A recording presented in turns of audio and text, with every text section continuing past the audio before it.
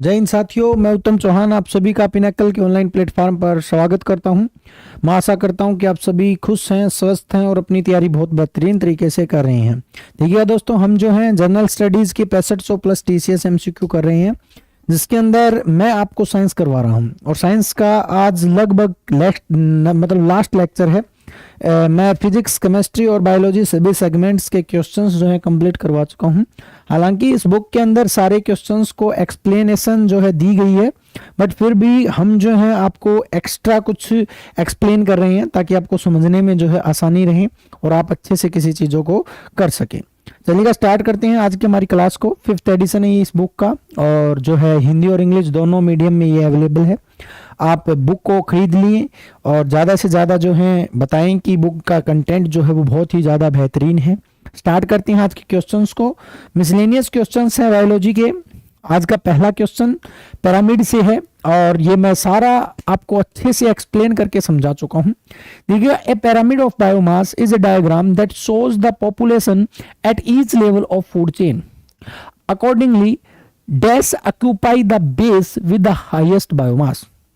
तो बायोमास का पिरामिड जो है एक आरेख है जो खाद्य श्रृंखलाओं के प्रत्येक स्तर पर जनसंख्या को दर्शाता है। तो उच्चतम बायोमास के साथ आधार पर अपना स्थान ग्रहण करता है। तो कौन सबसे ज्यादा जो है, यानी कि सबसे ज्यादा स्थान ग्रहण करता है, उच्चतम बायोमास जो है कौन करता है। अब एक बात बताओ भाई, सबसे ज्यादा क्या पाए जाते हैं। अब ये सिंपल सी बात है, सारी चीजें किसके ऊपर डिपेंड करती हैं? प्रोड्यूसर पर डिपेंड करती हैं, पौधों के ऊपर डिपेंड करती हैं। पौधों से ही हर चीज चलती है। तो अब सिंपल सी बात है, जो सबसे ज्यादा पाए जाने वाले भी कौन होंगे? उच्चतम हाईएस्ट जो बायोमास भी होगा वो किसका? बायोमास का मतलब क्या है? लिविंग, और वो लिविंग ऑर्गेनिज्म जो सबसे ज्यादा है। तो सबसे ज्यादा कौन है? तो आपके पौधे हैं। और पौधे क्या कहलाते हैं? प्रोड्यूसर्स कहलाते हैं। क्या कहलाते हैं? प्रोड्यूसर्स कहलाते हैं। ठीक है, तो इसका राइट आंसर जो होगा वो प्रोड्यूसर्स होगा। तो उच्चतम बायोमास जो है किसका है? आपके प्रोड्यूसर्स का है। नेक्स्ट देखिएगा, name a common ingredient made from the starchy part of corn. Corn से बना हुआ होता है, used as the thickening agent of gravies, marinades, sauces, soups and the casseroles. यानी कि इन सभी का कैसेरोल वगैरह में, इन सभी में जो है प्रयोग किया जाता है थिकनर के लिए, किसी चीज को मोटा करने के लिए। और पहले ही दे रखा पार्ट ऑफ कार्ड कर्नल्स है, यानी कि ये जो है आपका कॉर्न स्टार्च जो होगा इसका राइट आंसर होगा। ठीक है भाई, कॉर्न स्टार्च जो है किसी भी फूड को, किसी भी सॉस वगैरह है, ग्रेवी वगैरह है, इन सभी को क्या करता है? थिक करता है, मोटा करता है, गाढ़ा करता है। तो इसका राइट आंसर कॉर्न स्टार्च होगा।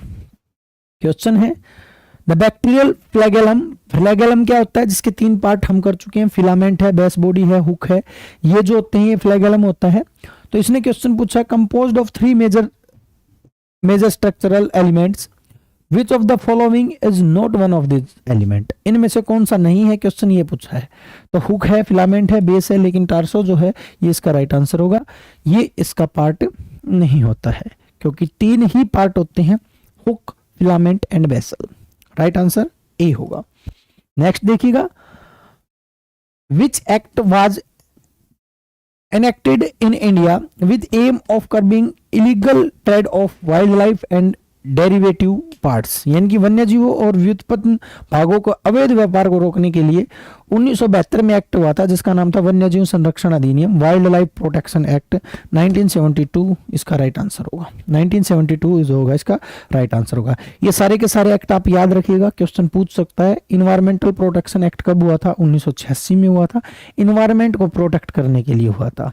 फॉरेस्ट कंजर्वेशन एक्ट जो है वो कब हुआ था? 1980 में हुआ था। और बायोलॉजिकल डाइवर्सिटी एक्ट 2002 में हुआ था। लेकिन वन्य जीवों की रक्षा करने के लिए जो है वाइल्ड लाइफ प्रोटेक्शन एक्ट हुआ था। ठीक है भाई, इन्वायरमेंट, पर्यावरण की रक्षा करने के लिए पर्यावरण एक्ट हुआ था। फॉरेस्ट की रक्षा करने के लिए फॉरेस्ट एक्ट हुआ था। तो ये सारे एक्ट उन्हीं के नाम पर पड़े हैं।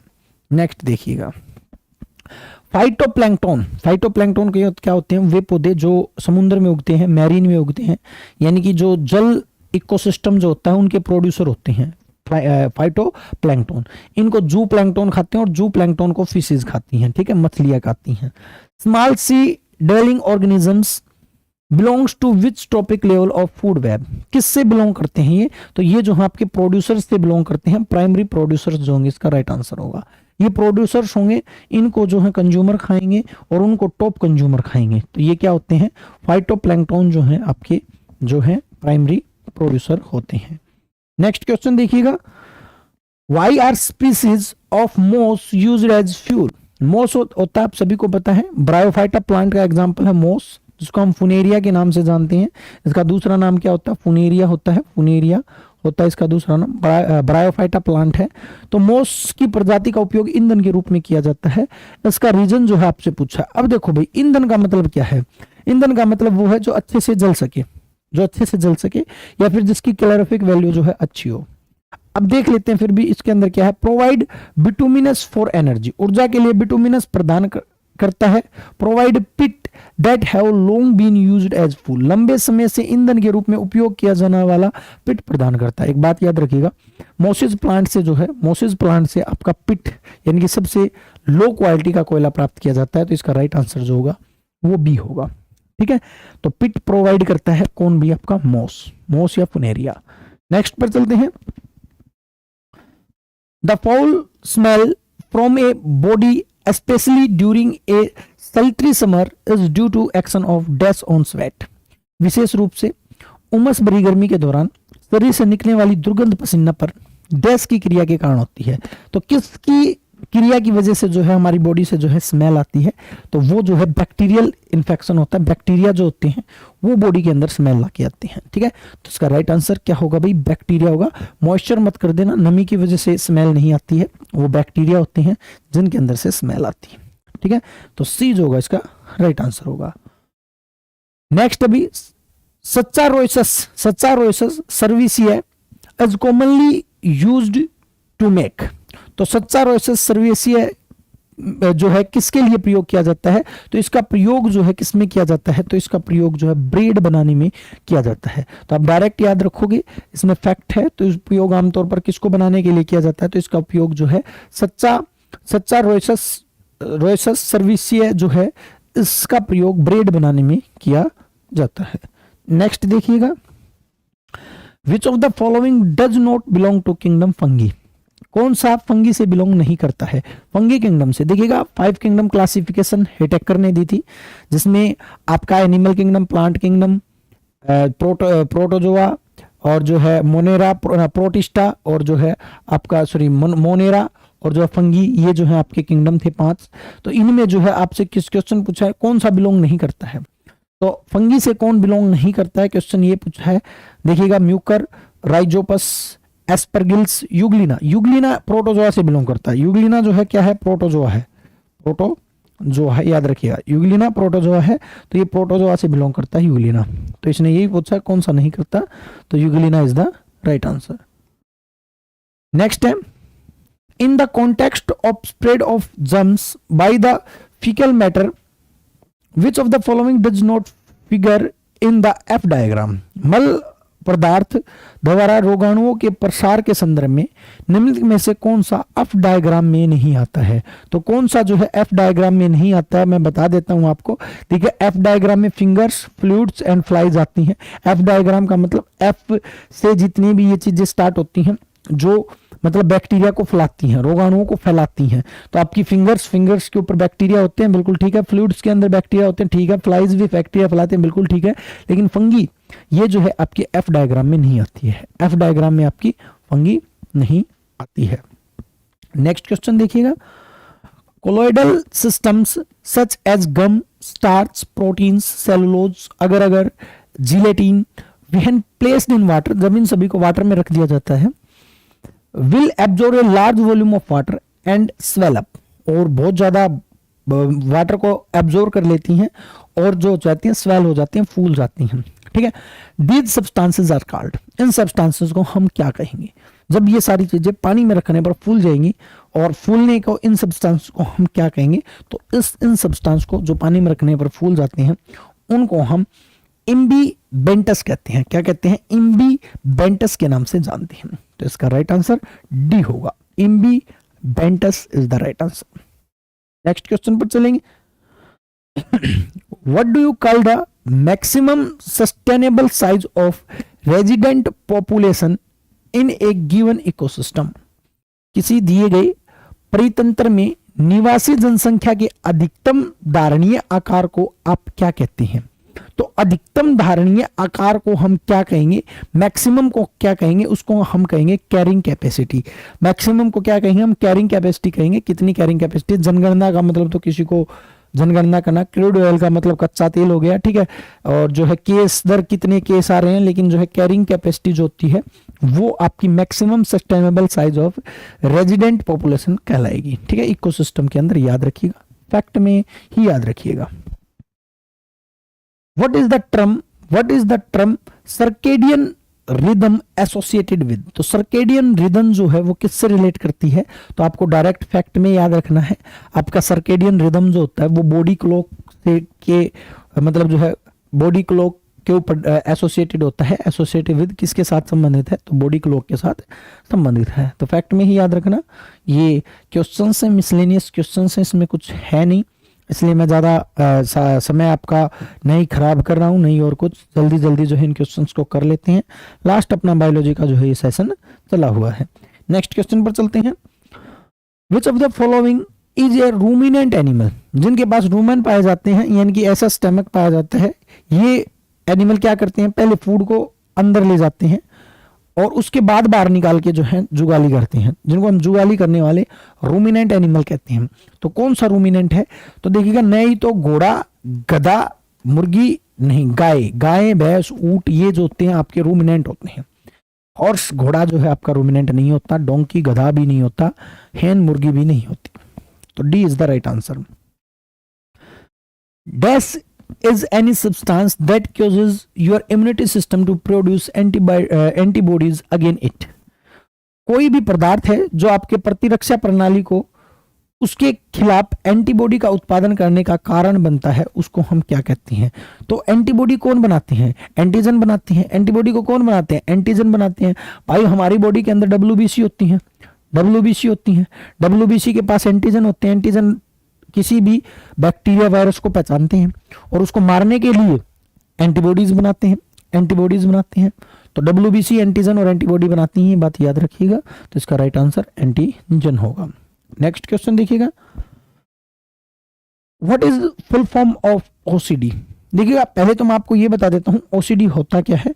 ओसीडी में क्या होता है, ये इम्यून सिस्टम को इफेक्ट करती है। ओसीडी डिसऑर्डर ब्रेन को, बिहेवियर व्यक्ति का खराब हो जाता है, मतलब वो अलग ही तरीके से नेचर करने लग जाता है, गुस्सेला हो जाता है, बिहेवियर बिल्कुल चेंज हो जाएगा। आप पागल तो नहीं कह सकते, साइको आप कह सकते हो उसको, बिहेवियर चेंज हो जाता है, ठीक है। उसकी फुल फॉर्म क्या है, obsessive compulsive disorder. Obsessive compulsive disorder is the full form of OCD. OCD brain से रिलेटेड है, OCD obsessive compulsive disorder. D is the right answer. Next is collagen. Collagen एक प्रोटीन है और skin का निर्माण जो है वो कोलेजन से ही होता है। कोलेजन जो है एक प्रोटीन है, स्किन की फॉर्मेशन जो है इसी से होती है। सबसे ज्यादा पाया जाने वाला, हमारे शरीर में सबसे ज्यादा जो है वो कोलेजन प्रोटीन ही पाया जाता है, क्योंकि सबसे बड़ा ऑर्गन भी जो है वो कौन होता है, कोलेजन ही होता है। तो कोलेजन जो है एक प्रोटीन है। नेक्स्ट देखिएगा, spider webs are made up of dash, a natural fibre made up of protein. तो जो आपकी मकड़ी के जो जाले होते हैं किससे बने होते हैं, सिंपल सी बात, क्वेश्चन ये पूछा है। तो वो जो है आपके सिल्क या रेशम से बने होते हैं। ये बात याद रखिएगा, वूल नहीं होती है, फर नहीं होते हैं, वूल नहीं होती, हेयर नहीं होते हैं। Silk is the right answer. Silk से बने होते हैं क्या भाई, आपके मकड़ी के जाले। सिल्क जो होगा इसका राइट आंसर होगा। एक बात याद रखिएगा, एनिमल्स जितने भी प्रोड्यूस करते हैं, जितने भी फाइबर प्रोड्यूस करते हैं वो सारे सिल्क ही करते हैं। सिल्क वार्म देख लो, चाहे आप कोई भी आपके एनिमल हैं जो रेशे प्रोड्यूस करेंगे, फाइबर प्रोड्यूस करेंगे, वो सिल्क ही प्रोड्यूस करेंगे। विच of the following pigments causes the red colour of onion. तो हमारा ऑनियन जो होता है, प्याज जो होता है, उसमें रेड कलर किसकी वजह से होता है, तो वो आपके एंथोसाइनाइंस की वजह से होता है। ये क्वेश्चन पहले भी आ चुका है। कैरोटेनॉइड की वजह से गाजर का लाल रंग होता है, ठीक है। और क्लोरोफिल की वजह से हरा रंग होता है प्लांट के पास। तो इनको भी आप याद रखिएगा। नेक्स्ट क्वेश्चन को देखिएगा, which part of human body has the growth stages divided into anagen, catagen and the telogen. यानी कि मानव शरीर के किस अंग के विकास की अवस्था को विभाजित किया जाता है, एनाजन, कैटाजन और टेलोजन। तो इन सभी में हम जो है किसको करते हैं, हेयर की जो ग्रोथ जो होती है, हेयर ग्रोथ को बस फैक्ट में ही याद रखना, इससे ज़्यादा आपसे कभी क्वेश्चन नहीं पूछा जाएगा हेयर से। बस आपसे ये पूछा जा सकता है हेयर जो हो किस प्रोटीन से बने होते हैं, तो ये कैरेटीन प्रोटीन के बने होते हैं। कैरेटीन, कैरोटीन नहीं, कैरेटीन, कैरेटीन प्रोटीन से बने होते हैं। और जो है इनकी जो स्टेज जो होती है वो एनाजन, कैटाजन और जो है टेलोजन होती है। ठीक है, हेयर एंड नेल जो है दोनों कैरेटीन से बने होते हैं और गाजर कैरोटीन से बनी होती है। कैरेटीन और कैरोटीन में फर्क है, गाजर कैरोटीन से बनी होती है कैरोटीन, और वो कैरेटीन। नेक्स्ट देखिएगा, which of the following is a trace mineral found in human body, कौन सा जो बहुत ही कम मात्रा में पाया जाने वाला मिनरल है। तो आपका सेलेनियम पिगमेंट जो होता है वो सबसे कम पाया जाने वाला मिनरल है। सेलेनियम पिगमेंट जो होता है कैल्सीफेरोल यानी कि विटामिन डी की फॉर्मेशन करता है, विटामिन डी फॉर्मेशन करता है, क्योंकि सेलेनियम पिगमेंट स्किन में पाया जाता है और सनलाइट स्किन के साथ यानी कि सेलेनियम पिगमेंट के साथ रिएक्शन करके ही कैल्सीफेरोल का निर्माण करती है। कैल्सीफेरोल क्या है, कैल्सीफेरोल ही विटामिन डी है, कैल्सीफेरोल ही विटामिन डी है। कभी आपसे कोई क्वेश्चन पूछे क्या सूर्य के प्रकाश में विटामिन डी होती है, तो आपको आंसर करना नहीं, सूर्य के प्रकाश में विटामिन डी नहीं होती है।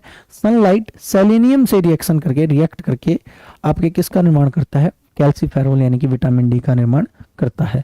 आपकी बॉडी खुद बनाती है विटामिन डी, ना कि सूर्य के प्रकाश में विटामिन डी होती है।